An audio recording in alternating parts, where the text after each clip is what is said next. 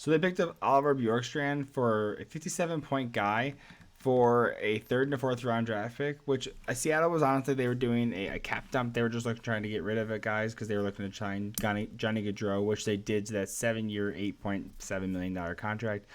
So, mind you, I'm re-recording this. I just did 15 minutes all the way up to my third round or third team, and so I'm re-recording this. So we're gonna keep powering through. Let's do this. It's only 11:20 at night, so let's keep going. So Seattle Kraken again. I think that they're gonna do well. I think that you're gonna see Grubauer bounce back. You're gonna see with Jones being the helpful person there, as well as unfortunately, they lost Magnus Hellberg, which had sick pads, by the way. He had sick pads with the Red Wings. He had sick pads with the Seattle Kraken. The Ottawa ones are cool, but not as cool, So I think that, again, Seattle is poised to do better, but doesn't mean they're going to be perfect. And I don't think they're going to be. I think they're still in the rebuilding phase, which is okay because there's some good teams that are in those top four spots. They're not locked down, but there's the haves and the have-nots. And Seattle is a have-not right now, but they are building to a have. And by have, I mean have a spot in the playoffs. So the top three pretty much locked and loaded. Fourth probably is going to take it as well. It's going to be similar to what we saw in the the Atlantic Division, where there was the top four teams were pretty much secured at the start, and there's going to be a massive gap, and I think that's going to be something similar we're going to see with the Pacific Division. So moving on, we have my fifth team, the Vancouver Canucks, who did have some big news. Mind you, as I'm recording, they're like 0-5, I believe. I mean, they are not doing well. They're 0-4.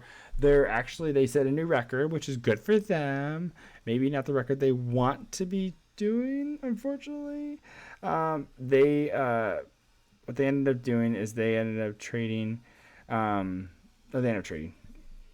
The Vancouver Canucks are 0-3-1.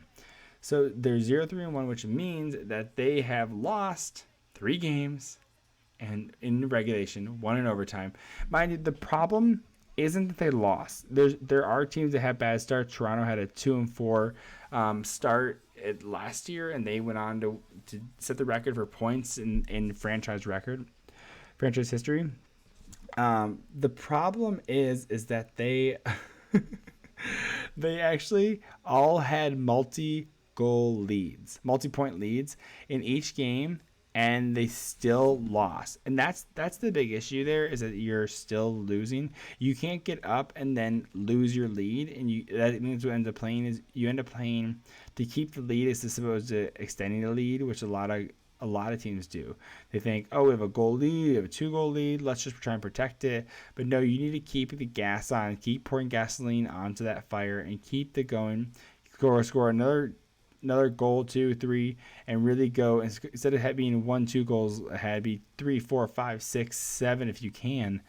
Blow it up so that way when you have a good enough space to play defensively, but really, because the game can change like crazy, like so quickly. If you saw Larkin's play last for Monday against the LA Kings, Arvidsson had that empty net and Larkin just played it out. Minute and a half left, and he tipped the puck off, and so he was able to get the play restarted, knocked it off, didn't go in the net. There's 4-3, minute and a half left, and somehow within the last 30 seconds to a minute, the Red Wings tied it up 4-4 and took it to overtime.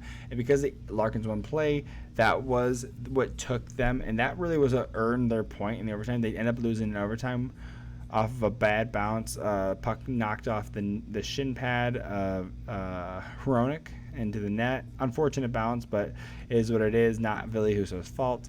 But I think Derek Lalonde said it. If you're going to score 4 goals in a game, you should win that game. I don't disagree. Of course, some circumstances happen, but hopefully, again, that's just how it bounces. So back to the Vancouver Canucks. The couple things that they did. Bruce Boudreau Bruce, there it is. Chance are going. He was able to get a little more production out of him, which I thought was great. But he is a short-term coach. He's not your long-term solution. And that's the thing is that Vancouver needs a long-term solution. And so with the long-term solution they did decide on is JT Miller. They signed that contract. They got him. So there's no more trades happening, thankfully. So the JT Miller contract is done. So they'll be keeping him around for, I believe, 7 years. So, and of course, they've locked up Quinn Hughes to an 8x8. They also have Elias Pettersson, who's on a bridge deal. And I think that they have a lot of good pieces, but I think, again, they need to start building around those pieces and realize and decide what they want to do. Again, another middling team. Not now. They are very not good right now. But another middling team that needs to decide the direction they want to go. Do they want to go all in? Are they trying to trade first-round picks for it? I don't think they should yet. I don't think they have the pieces. I think they should go another year, get better as a team, get more cohesive. You have a couple pieces. You have Niels Hollander. There's potential there. Mind you, they drafted another Elias Pettersson. This prospect better work out, because as a third-round pick, they picked up a second Elias Pettersson from Sweden. And I'm like, that's just frustrating to be the original Elias Pettersson, who was the first-round pick. So, it is what it is. Just take it as it goes. So, we'll see. I think Edmonton will bounce back. But mind you, someone said this. They said they could win 4 games in a row, and suddenly they're 4-3-1, and that means they're at 50%, a little over 50%, right? Or no, 50%. I don't know.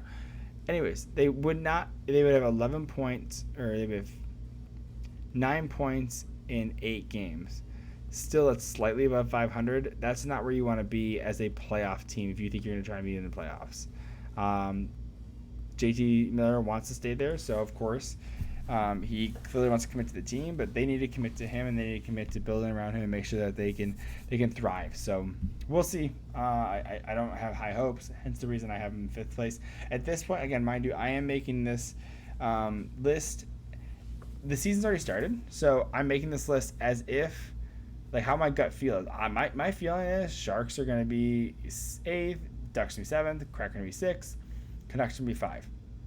These can be jumbled around, but I do believe these 4 will be in the bottom. Now, who I don't think will be in the bottom is number 4 spot, which is going to be the Los Angeles Kings, who did a phenomenal job. They did have a big loss this year. They had Dustin Brown, who did retire captain, and they did talk about putting up a statue in front of the not Staples Center, the Crypto.com Center. I don't know what the building's called.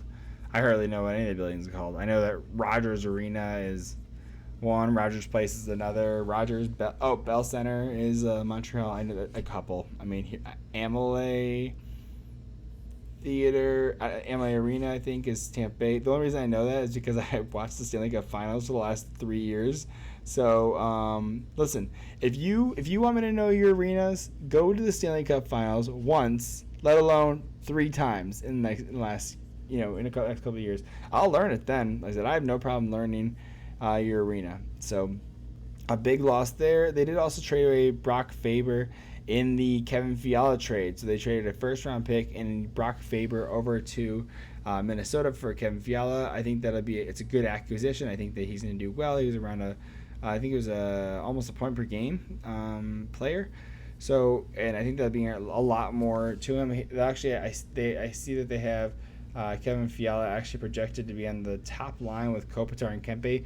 That's good because they also extended Kempe a 4-year contract, so which is good. So they're going to be around for a while, and Kopitar is clearly he's their guy. So of course you have Daugherty or Doherty. Oh my goodness.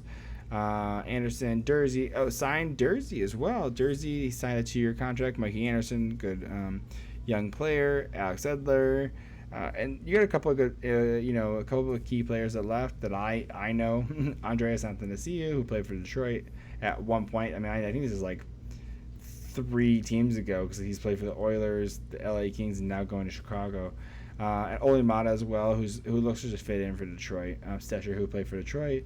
Martin Ferk, who also played for Detroit. Jeez, all these Detroit people are leaving LA.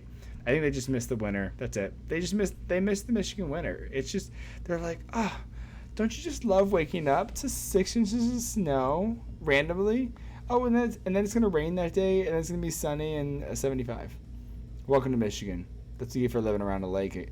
Great Lakes, the Great Lakes. So, we'll see. I mean, I think that again, I am making the playoffs. I mean, they did it last year. I don't see why they can't repeat it. I think they got a little bit better. I think but I mean, nothing crazy. We got to make sure that Peterson and Quick can keep it up. Quick being the veteran, mind you, his contract ends this year as well, and he does say he wants to continue playing. And Peterson's he's not that young. He's a little younger, but he's nothing crazy young. So hopefully they can keep that up, and that tandem works out well for them. So moving on, we have number three. Number three are the Vegas Golden Knights. I'm a pro Golden Knights. I love what they did, especially with their coming to the league, just hot and on fire, and going to the Stanley Cup Finals. I loved it. I thought it was the team misfits. I don't care how they treated their players recently, but that is on them. Mind you, they just shipped off. Again, well, let's start with some of the positive. Let's go positive first. So they did ship off. Let's find my list. Oh well, yeah, I have my list here. Let's just go off the cuff. So they traded for Aiden Hill. Needed a goalie because Leonard was out. So they traded a 3rd round pick for that. The biggest blow. And let me get the details up for this right now. Okay, so they picked up Pacioretty, who was almost a point per game. He had 37 points in 39 games last season. He is a bit expensive. He has 4 years.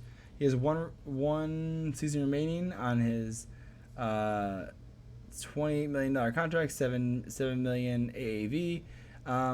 But so mind you, Vegas, who is cap strapped and can't get themselves under the cap that well, they're doing a lot of cap circumvention. That's why they picked up the Shea Weber deal. They'll put him on LTIR. But what the Vegas Golden Knights did is they said, hey, we need to get rid of some cap space. Sorry, I'm getting a little late for me. So they said we need to get rid of some cap space. So let's ship off this $7 million contract. And because Carolina is picking this up, they also sent over defenseman Dylan Coghlan, who will probably end up in Carolina's lineup. I mean, he's a good player. I don't know why they wouldn't. Let me look at my notes. Carolina, again, great pickup. They have Coghlan. Oh, they got him as an extra. That's okay. I mean, because mind you, what else did Carolina do? They also picked up Brett Burns. We already talked about that with San Jose Sharks. So they picked up Brent Burns, which is, again, good move. Like, really good move. So, anyways, that's a whole different story. Again, we're going back onto we're back on the Golden Knights. So one of the cool things I think that they picked up. So I really like Jack Eichel. I think he's still underrated. I think he's a great player. He's a bit expensive, but mind you, last year was his first year coming back and just kind of getting back into the ropes of it. It wasn't even a year. He had like a couple months in there that he was able to do. But it wasn't anything. It wasn't impressive because it's a new team, new systems. He's come back. He's almost a year off, I believe. So this will be his first full-fledged season out there. I think he has 4 points in 5 games. So that's kind of what you want to see. You want to see him almost a point per game. And now you have him out there with the goal-scoring dynamo, Phil Kessel, over there. I'm really excited for Phil Kessel to be there. I think it's a great little pickup. And they got him up relatively cheap, too. So let's find out. So again, Vegas, I'm high on. I think they're great. I'm curious on what the moves they're going to make this offseason they're going to do, because they don't got any space. So what are you going to do? So hopefully that will end up being fruitful for them. I think they're just a fun team. They're exciting. Their jerseys are wild. They got the shiny helmets. I mean, they're just a fun team. Again, I don't care for how they treat their players, just shipping them off like that. We saw what they did to Fleury, sending him off for a 2nd-round pick to Chicago, just to get rid of him. Again, another cap dump. So I don't care for that kind of stuff, because I think that's poor management. But that's on their own personal relationship. And if players don't want to go there because they act them like dicks, that's fine. That's the player's prerogative. So, number 2, let's go on. Moving to the next one, we have the Calgary Flames. I, I mean, I mean, I'm blowing smoke because I'm huffing and puffing because there's just so much that happened. I mean, first off, let's do some of the easy ones. Traded Sean Monahan for a first round pick. Cap dump. Unfortunately, Sean Monahan was scratched at one point, making a good chunk of money. He was like $4 or $6 million. It was a good chunk of money.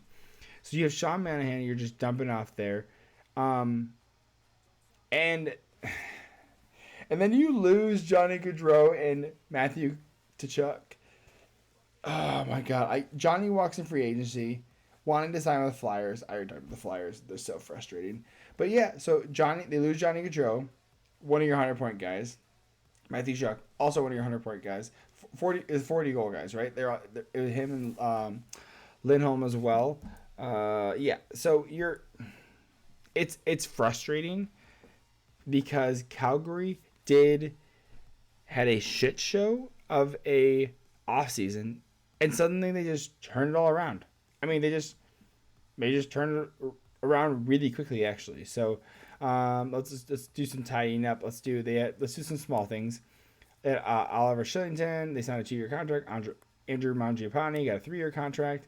And so, mind you, let's go back to that Tkachuk trade. What did they get for the Tkachuk trade? They got a first-round draft pick, understandably. They picked up Jonathan Huberdeau. Okay, so there you go. Like, the trade should end right there. Also picked up Mackenzie Weegar, and I also believe they picked up a 4th-round draft pick. You are kidding me. What a steal. And mind you, not only, so Matthew Tkachuk signed in Calgary and then was traded to the Flames. So good on them. And then Calgary goes out and signs an 8-year contract for Huberdeau and an 8-year contract for Weegar, showing that, because one of the things that they were saying is that Tkachuk was kind of iffy. So they tried. Tkachuk decided he wants to stay in Florida. Awesome, good for him. 8-year contract. And they're like, oh no, like they got the first round draft pick for Tkachuk, but Huberdeau has 1 year left on his deal. Weegar has 1 year left on his deal. What are they gonna do? It's like, well, no one wants to sign. No one wants to stay in Calgary. I mean, Kadri didn't want to sign there or didn't want to go there earlier in his career when he was going to be shipped off to Toronto and said, "Hey, I don't want to go to Calgary."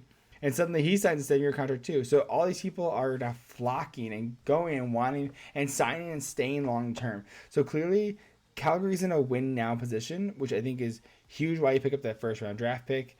Because I think Florida's going to be terrible. I don't think it's even protected either. So I think Florida's not going to do well. I don't think they're going to do great. They're not going to do bad. They're not going to do very well. I think that's going to be a pretty good middle spot in the draft, where they're going to be able to use that draft pick, and as well as you're picking up a Stanley Cup winner in Nazem Kadri. So mind you, your second line center is. Let's go down the middle real quick, just because they have Lindholm, who's part of that 40-goal line, Kadri, and you have Backlund. All phenomenal. I mean, this team is stacked pretty well off, and of course you have Mark Stone, or not Mark Stone. You have you have his brother, not Mark, Michael Stone. He's playing the bottom 6. You have Zadorov as well, but you have Markstrom, who is awesome, phenomenal. He was in the Vezina conversation last year, so hopefully that'll work out well. One little bit lost. They lost Cali Yardcrook, who they picked up from Seattle, but he didn't really perform really much in the playoffs. So that's okay. So, but with Flames, I'm excited for them. I think you're gonna see. I mean, based on my lineup right now, I mean, you can kind of guess who number 1 is, but number 1 is going to be going against number 4, which is Los Angeles Kings. That'll be a good battle. Calgary over versus the Knights. Good battle. I think Calgary will come out on top on that one as well, though. And then I believe you're going to get, let's drum roll onto number 1, and who I believe the Calgary Flames will be versing in the Pacific Division Finals. The Edmonton Oilers, the McDavid team. So McDavid and Drysdale team. So let's kind of go into what their biggest move. Well, let's kind of back up. 2 big moves that they did. They had one huge Jack Campbell pickup, 5 years, $5 million, 5.5 I believe, somewhere around there. He had a phenomenal month with Toronto. Because he had that phenomenal month and he didn't do that well for the last couple months prior to that, he still maintained like a 9.15 save percentage, which to me is mind-boggling that he was able to do that and hold that. So good for them, like be able to like keep that going. They also re-signed Evander Kane. They had traded for him, or they picked him up from San Jose. Kind of. They didn't really pick him up. He was in San Jose. He's no longer there. So Evander Kane will be consistent there with McDavid as well. So, not McDavid. They have him a Draisaitl. I think it'd be better if you had Kane and McDavid and Puljujarvi on. But I'm seeing right here in the lineup that they have is Hyman playing the number one left wing. Either way is fine. Mix it around. I think it'll mix around. I want to run the goaltenders. They have Skinner as a backup. Young, a little too young. They lost Koskinen. He went over to Europe. But Skinner, young. He's young. He needs more development. Again, this is why I was saying that I think that Reimer would be a good pickup for the Edmonton Oilers. Again, that veteran leadership. Campbell's earned that starting spot, but he does need a guy to kind of give him that love and that boost. They do have Pickard, who played for the Grand Rapids Griffins mostly as the Red Wings third goalie. He also had some stints in Colorado as well at one point. But Oilers, I mean, how can you can't bet against McDavid. You can't bet against Draisaitl, McDavid. I mean, even Nuge Hopkins. I mean, he is. I think he's underrated. I don't think they play him to his full extent. I think they need to move Puljujarvi Puljujarvi. I think they need to move him. I think the Edmonton Oilers aren't valuing him the way that they should. But again, they're also in the market for a defenseman. They have nurses Ceci, Kulak, Barry, Murray, and Bouchard. Bouchard, again, young. Defensemen take a little bit longer to develop. They just do. They really hit their strides, and I'm okay. Get a guy that's a little more consistent. I know that Chychrun is in the talks for a trade with Edmonton or Senator. If you listen to my first video, excuse me, I have Chychrun going to the Senators. I just believe it. I have Senators. I'm gonna give you my spoiler here. If you didn't watch the first video that I put out for the Eastern Conference video, I have Senators going to the third, being in third. I think they're going to pick up a defenseman. I think it's going to be Chychrun. I think they're going to ship off that a first-round pick for next year, maybe the year after.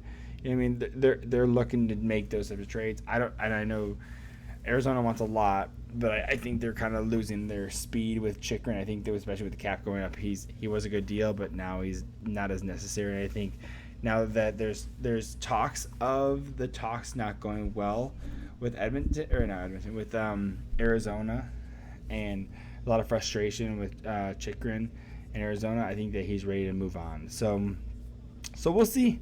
Okay, so kind of running on a list. 8, we have San Jose Sharks. 7, we have the Ducks. 6, we have the Seattle Kraken. 5, Vancouver Canucks. 4, we have the Los Angeles Kings. 3, Vegas Golden Knights. 2, Calgary Flames. And number 1, your Edmonton Oilers. So, again, yeah. So, it'll be a good fight. I think the top 4 are secured as top 4 in the division. I think the bottom 4 are secured as the bottom 4 in the division. I don't think there's much up to debate. I think you can pretty much write that in stone. Now, the order will change, I'm sure, because, no one gets that right. It's fantasy. It's math. It's tough. So I think that count me for the top 4 being who the top 4 are, bottom 4 being for the bottom 4 are, and so we'll see. So make sure you follow me. I got TikTok and YouTube, Undrafted Hockey Fan.